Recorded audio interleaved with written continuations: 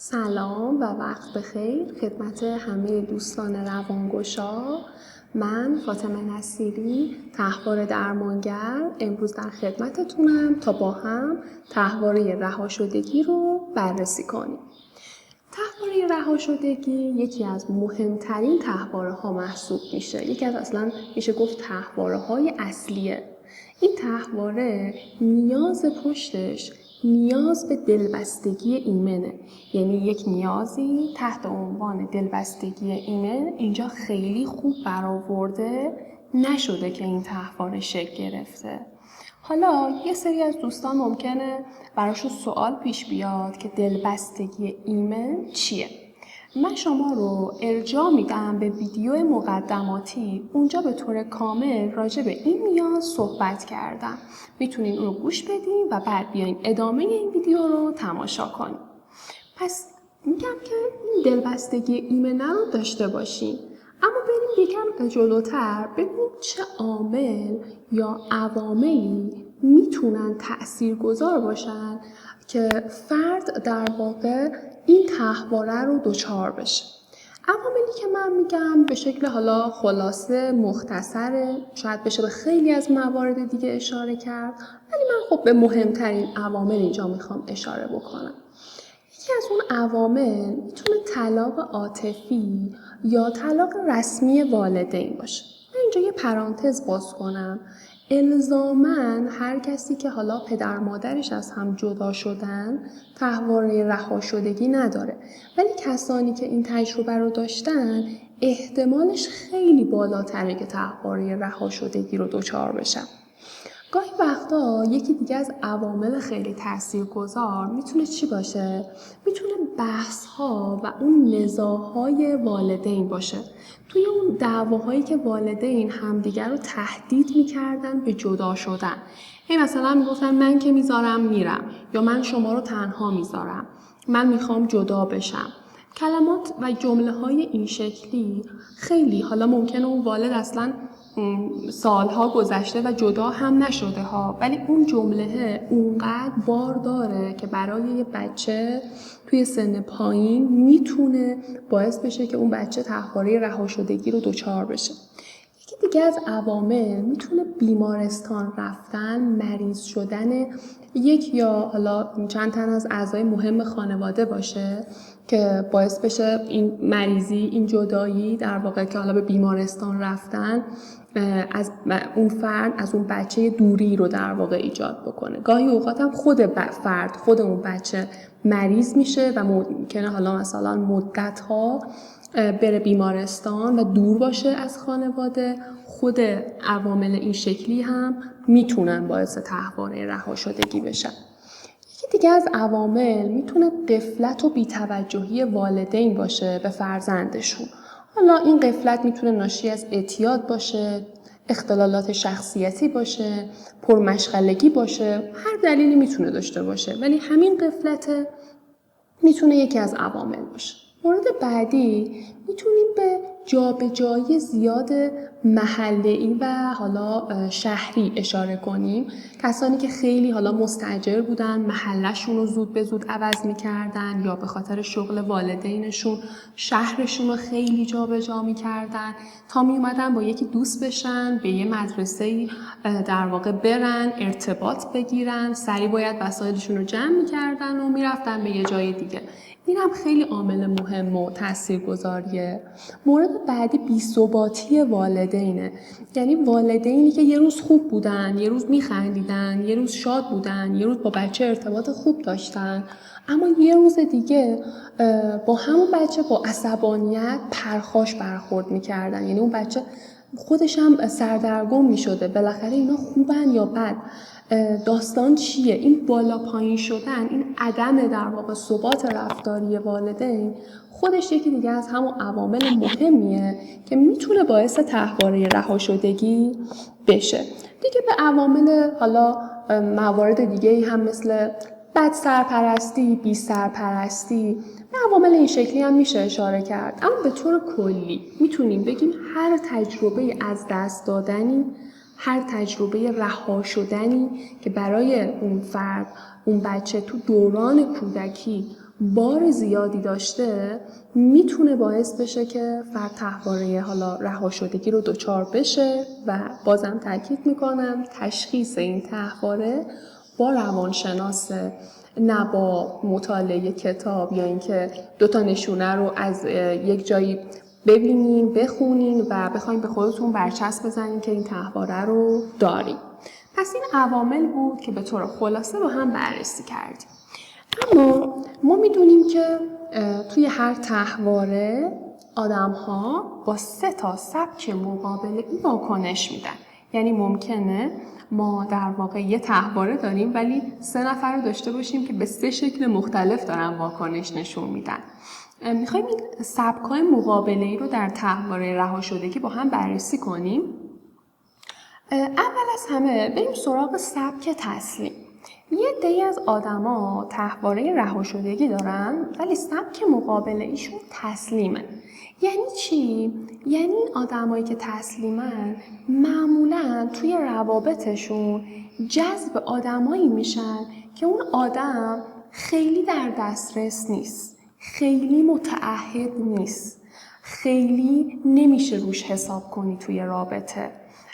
معمولاً میرن جذب همچین آدمایی میشن و در واقع یه جورایی میشه گفت عین والدینشون دیگه، والدینی که خیلی نبودن براشون، خیلی با ثبات نبودن توی در واقع سبک فرزند پروریشون. اما اگر فرد فرار باشه، سبک مقابلش فرار باشه، ببینیم چیکار میکنه. معمولا اونایی که فرار یا اجتناب میکنن کسایی هستن که اصلا وارد رابطه عاطفی نمیشن. یعنی پیش خودشون میگن که خب همه رابطه ها قراره یه روزی تموم بشه، پس من اصلا چرا برم توی رابطه؟ یا میرن توی رابطه، اجازه نمیدن رابطه خیلی عمیق و صمیمی بشه. یعنی معمولا یکی از اعتراضایی که پارتنرهای اینها دارن اینه که من میخوام با تو صمیمی بشم، من میخوام با تو عمیق بشم، اما انگار اینو از تو دریافت نمیکنم. و یه مورد دیگه، کسایی که خیلی رابطه هاشون رابطه های مجازی و از راه دوره. یعنی مثلا میگم 4 رابطه داشته، 4 رابطه‌ش هم مجازی بوده، 4 رابطه‌ش هم از راه دور بوده و وقتی بررسی میکنی میبینی اون آدم انگار رابطه های مجازی براش یه نفعی داره و اون اینه که نمیذاره صمیمی بشه. وقتی راه دوره اون طرف مقابل رو نمیبینه و عمیق نمیشه. پس اینم شاید بتونه همون سبک، نشانه های از سبک فرار باشه. اما بریم ببینیم سبک جبران افراطی یا حمله به تحواره رهاشدگی به چه شکلی خودش رو نشون میده. توی حمله چند تا مدل میتونه داشته باشه. یکی از اون مدل‌ها اینه که فرد ممکنه بیاد خودش زودتر رابطه رو تموم کنه، طرف مقابلش رو رها کنه قبل از اینکه رها بشه. یعنی اینا به این مسئله باور دارن که رابطه که قراره تموم بشه، پس بذار من زودتر تموم کننده باشم، من زودتر کات کنم. یا ممکنه همزمان با چند نفر توی رابطه باشن، یعنی همون مسئله خیانت. و یا ممکنه چند نفر رو به اصطلاح بذارن توی آب نمک. اینا همه نشونه های حمله است. بعضی اوقات هم حمله ها این شکلی هم میتونن خودشون رو نشون بدن، با وابستگی زیاد، کنترلگری زیاد، حسادت زیاد. اینها هم میتونه نشونه هایی از حمله باشه. من دوست دارم یه پرانتز باز کنم، یه نکته رو بهتون بگم چون به نظرم خیلی مهمه دونستنش. مثلا ببینید خیلی وقتا ممکنه بگین که خب چرا اون فرد باید مثلا آخرش طرف مقابل ما خیلی اوقات دیدیم اون آدمه رو، اون کسی که تحواره رهاشدگی داره رو یه سری اوقات دیدیم واقعا اون آدمه رهاش هم میکنه و میره. پس داستان این چیه؟ اینکه یه مهری هم خورد روی تحواره رهاشدگیش، واقعا دوست پسرش یا دوست دخترش اونو رها کرد. اینو توضیح بدین. ببینید من یه مثال میزنم براتون. مثلا کسی که رهاشدگی داره، خب با سبک من حمله هم هست فرزن، خب یه میاد چی کار میکنه تو سبک حمله؟ میاد خیلی کنترل میکنه پارتنرش رو، میاد خیلی چکش میکنه. خب به شکل زیاد، به شکل افراطی این اتفاق میافته. خب اینجا اون پارتنر وقتی میبینه توی این رابطه احساس خوبی نداره و همش داره انگار بازجویی میشه، همش باید بگه کجاست، با کیه، داره چی کار میکنه، همش باید اطلاعات بده، دیتا بده. خب یه جایی این آدم کاسه صبرش لبریز میشه و واقعا قید اون رابطه رو میزنه و میره. من الان کاری به این ندارم که این کارش اصلا درسته، اخلاقی هست یا نیست، اینجا موضوع صحبت ما نیست. فقط میخوایم بررسی کنیم یه جایی پس همون کنترلگری زیاد، چک کردنه، حسادته میتونه باعث بشه اون آدمه واقعا بره و رها کنه این فردو. بعد اون فرد میگه که دیدین اینم منو رها کرد و رفت، دیدین حدس من درست بود. آره حدس درست بود، ولی به این توجه میکنی که خودت با رفتارهایی که توی رابطه داشتی باعث شدی که طرف مقابلت بذاره بره. این موضوع خیلی مهمیه و خیلی وقتا کسایی که تحول رها شدگی دارن خودشون واقف نیستن به این نکته‌ای که من میگم، یعنی کاملا ناخودآگاه این کارو میکنن. خب وقتی درمان میگیرن، وقتی وارد پروسه تحول درمانی میشن، با کمک تحول درمانگرشون تحولهاش که خارج میشه اینجا بررسی میکنن و درمانگر کمک میکنه که حالا جلوی این رفتارها با سبک‌های سالم جایگزین بشن و جلوی این رفتارهای در واقع ناسالم گرفته بشه. این پرانتزی بود که باز کردم و احساس کردم نیازه که بدونیم. اما یه چند تا نکته میخوام بگم.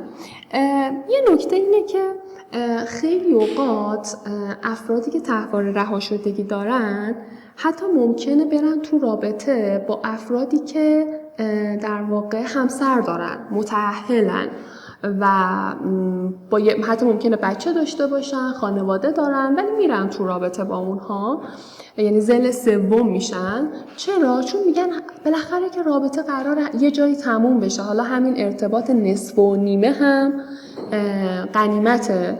و این یه نکته. یه نکته دیگه، کسایی که در واقع اختلال شخصیت مرزی هستن، یعنی بوردرلاینن، یه تحواره اصلیشون تحواره رهاشدگیه. ببینید چرا این نکته رو میگم؟ شاید یه عده‌ای از شما عزیزان که پای این ویدیو نشستین دارین تراپی میگیرین، پیش روانشناس رفتین، پیش روانپزشک رفتین و پزشکتون برای شما تشخیص مرزی رو ممکنه داده باشه و میخوام بگم اگر اینطور هست حواستون باید به این حالا همه تحواره ها خیلی باید حواستون به این تحواره رهاشدگی باشه و خیلی تو درمان سعی کنین که روش کار بکنین. خیلی مسئله مهمیه. و نکته مهم طلایی دیگه‌ای که براتون در واقع آماده کردم و دوست دارم در قالب یه پرانتز دیگه مطرحش کنم اینه.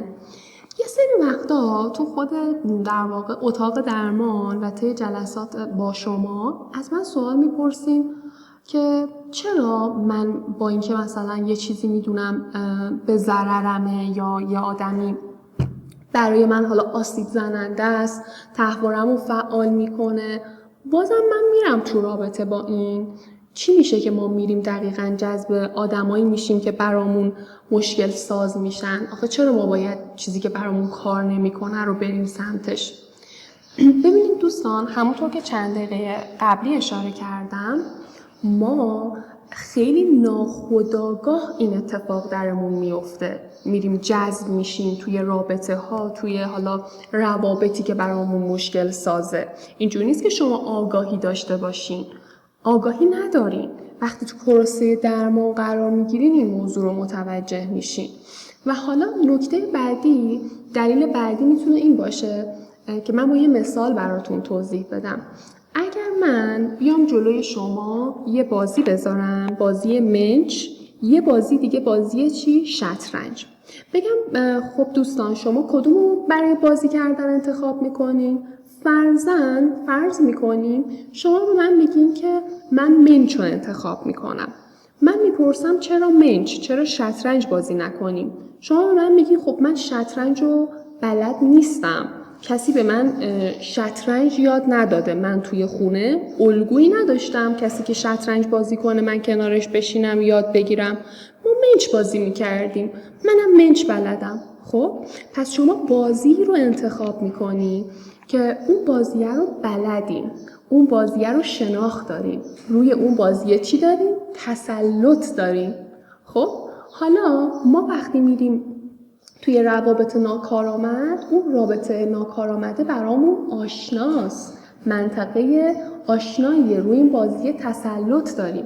به طور مثال اگر یه دختری مثلا یه پدری داشته که پدرش از سرد بوده، خشک بوده، بی احساس بوده، بی عاطفه بوده و مثلا خیلی اذیتش میکرده، حالا همین فرد ممکنه بره پارتنری رو انتخاب کنه که دقیقاً کارایی که پدرش میکرده باهاش رو اون پارتنر هم انجام میده. چرا؟ چون اون آدم حالا مثلا 20 سالشه، 25 سالشه، 30 سالشه، توی این مدت زمان، حالا فرضاً 20 سال یاد گرفته که چجوری باید با اون رنجی که بهش وارد میشه دیل کنه. 20 سال در واقع یاد گرفته که با این مسائل چجوری بیاد در واقع ارتباط بگیره. برای همینه که میره سمت اون چیزی که براش آشناست، اون بازی که بلده، اون بازی که روش تسلط داره. این هم یه نکته مهم و کلیدی بود که بدونیم چرا ما میریم جذب افرادی میشیم که حالا برامون آسیب زننده است، رابطه هایی که برامون مشکل ایجاد میکنن. جوابش چی شد؟ این که ما تمایل داریم بریم سمت منطقه آشنا، حالا حتی اگر اون منطقه آشنا منطقه خوبی نباشه. من اونو بلدم، من اونو یاد گرفتم، من الگوی سالمی از آدمای سالم، از آدمایی که خوب برخورد میکنن، احترام میذارن، درک میکنن، هیچ وقت تو خانواده نداشتم. پس خب خیلی طبیعیه پسری که درک میکنه همدله یا دختری که درک میکنه همدله انتخاب من نباشه. اتفاقا معمولا میگن که اون پسر خیلی پاستوریزه است یا اون دختر خیلی پاستوریزه است، انتخابشون نیست، چون اونا اصلا اون ویژگی های خوب براشون آشنا نیست. اصلا عجیب غریبه یه نفر خوب و مهربون باشه. یاد گرفتن دیل کنن با آدمایی که مشکل دارن. این هم از این نکته حساس و مهم که امیدوارم براتون مفید باشه.